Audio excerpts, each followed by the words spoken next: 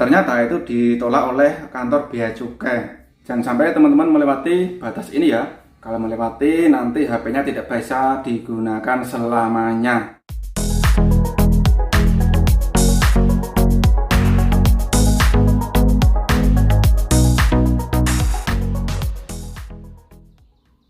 Halo, assalamualaikum. Ketemu lagi teman-teman, bareng saya di channel Novan YK. Pada hari ini aku mau kasih info bagi teman-teman yang bikin teman-teman bingung lagi ya. Jadi ini tujuannya buat memberitahu teman-teman biar tidak salah langkah nantinya. Sebelum memasuki pembahasannya, ada beberapa hal yang teman-teman perlu ketahui, terutama bagi teman-teman yang belum sempat melihat video-videoku sebelumnya. Untuk yang pertama yaitu bagi teman-teman yang di karantina, itu nanti pendaftarannya ataupun melaporkan email ke bea cukai di bandara itu nanti setelah habis karantina. Nah, karena sekarang itu masanya karantina semua, setelah selesai karantina itu baru lapor ke bandara. Mengenai aturan ini banyak juga teman-teman yang di luar negeri ataupun teman TKI itu yang mungkin tidak percaya ataupun meragukan aturan ini ya. Tapi faktanya ya kayak gini ya, aturan di Indonesia itu seperti ini. Misalkan HP-nya tidak didaftarkan emailnya, ada kemungkinan besar nanti juga diblokir. Mungkin yang di rumah ini mungkin merasakan banyak juga teman-teman yang mempunyai HP kiriman ataupun bawaan dari luar negeri nggak didaftarkan, akhirnya diblokir juga. Dan dalam penerapannya itu pas di Bandara Soekarno-Hatta dalam pendataan ataupun pelaporan itu ternyata tidak selancar yang diperkirakan. Datang langsung dicek pulang. Ternyata ini beda banget ya teman-teman ya. Jadi pas pendaftaran itu banyak juga teman-teman yang kurang tahu mengenai cara-cara mendaftar ataupun teman-teman yang belum mendaftarkan di aplikasi mobil bea cukai. Jadi prosesnya agak lamban pas di bandara. Begitu di sana itu ngantri banyak dan juga petugasnya mungkin cuma sedikit.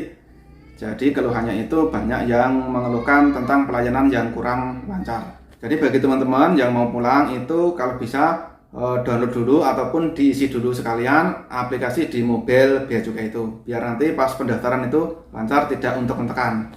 Dan bagi teman-teman yang belum tahu nanti bisa tanya-tanya ke teman terdekat ataupun teman yang lain biar lancar nanti prosesnya juga. Dan ternyata aturannya ini tidak sesederhana yang kita pikirkan semua.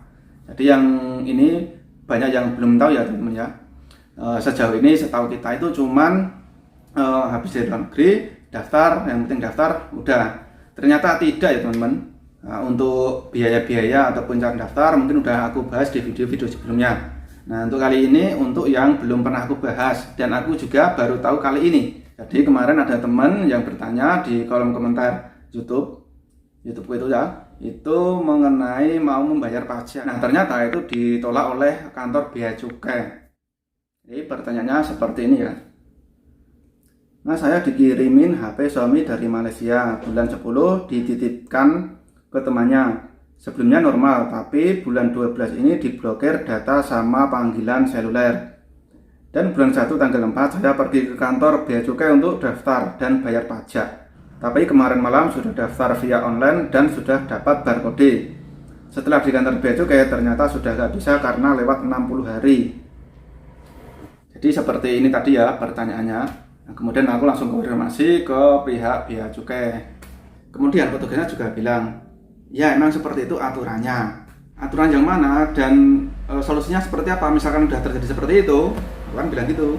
Nah, kemudian aku itu minta itu contoh yang surat edaran aturannya itu. Nah ini aku bacakan juga ya, biar teman-teman tahu tentang aturan membawa HP yang sebenarnya. Ini adalah surat edaran dari Kementerian Keuangan Republik Indonesia, Direktorat Jenderal Bea dan Cukai. Jadi surat edaran nomor 12 BC 2020. Di surat edaran ini ada beberapa hal yang harus dilakukan bagi siapa aja yang mau membawa HP dari luar negeri ke Indonesia. Dan yang aku bahas ini adalah poin yang nomor 4. Nah, jadi isinya seperti ini ya. Pendaftaran email sebagaimana dimaksud pada angka 1 dilakukan dengan ketentuan sebagai berikut. A. Pendaftaran dapat dilayani paling lambat 60 hari setelah kedatangan penumpang atau awak sarana pengangkut. Nah, jadi bagi teman-teman yang sudah pulang dari luar negeri itu kalau bisa itu langsung pas di bandaranya ya nanti daftarnya, ataupun nanti setelah karantina itu langsung daftar aja, jangan nunggu sampai di rumah kelamaan. Nah, bagi teman-teman yang sudah kelupaan ataupun sudah terlanjur di rumah, itu kalau sebelum 60 hari ataupun 2 bulan itu langsung aja lapor ke bea cukai terdekat. Nah, tentunya kalau sudah di rumah itu nanti tidak ada gratisan, pasti bayar walaupun harganya cuma 1 juta. Nah, seperti itu ya teman-teman. Kemudian yang B, nah ini mengatur mengenai jumlah yang harus dibawa ataupun yang boleh dibawa oleh teman-teman yang dari luar negeri. B.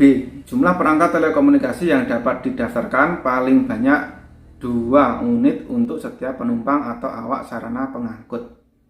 Jadi yang boleh didaftarkan itu cuma 2 unit ya. Jadi bagi teman-teman yang membawa misalkan 5, nah itu yang boleh didaftarkan cuma 2.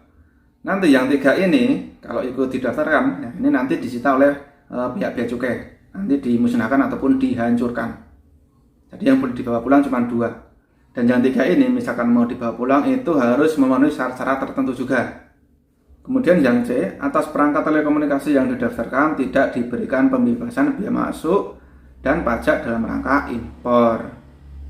Nah, jadi seperti yang sudah aku bilang tadi, misalkan udah keluar dari bandara, itu nanti tidak ada pembebasan yang 500 US dollar itu, walaupun harganya HP murah ataupun second. Kemudian yang D, wajib membayar biaya masuk dan pajak dalam rangka impor dengan rincian sebagai berikut ini. Kalau yang D ini udah pernah bahas pada video sebelumnya tentang cara penghitungan pajak yang sesuai dengan aturan yang berlaku. Itu nanti di sana ada. Jadi itu tadi ya aturan yang tertulis dalam surat edaran tentang membawa HP dari luar negeri. Bagi teman-teman yang masih belum tahu ataupun ragu tentang aturannya, nah itu tadi adalah surat edaran mengenai aturan membawa HP ya teman-teman ya. Kemudian bagaimana solusinya? Nah ini yang menjadi masalah. Nah solusinya ini kata petugasnya itu misalkan sudah diblokir, nah itu kalian bisa menghubungi Kominfo 159. Nanti di sana teman-teman bisa minta solusi mengenai hal itu biar bisa berkoordinasi dengan pihak bea cukai. Jadi solusinya cuman seperti itu ya teman-teman. Kemudian ada juga yang bertanya, Mas katanya itu misalkan diblokir bisa dibuka dengan mengganti software ataupun di-upgrade. Untuk hal itu aku sendiri kurang tahu juga apakah benar-benar bisa ataupun tidak. Karena kemarin ada juga teman yang dari luar negeri itu HP-nya itu walaupun sudah di-root ataupun dibaca softwarenya itu tetap tidak bisa ya teman-teman ya.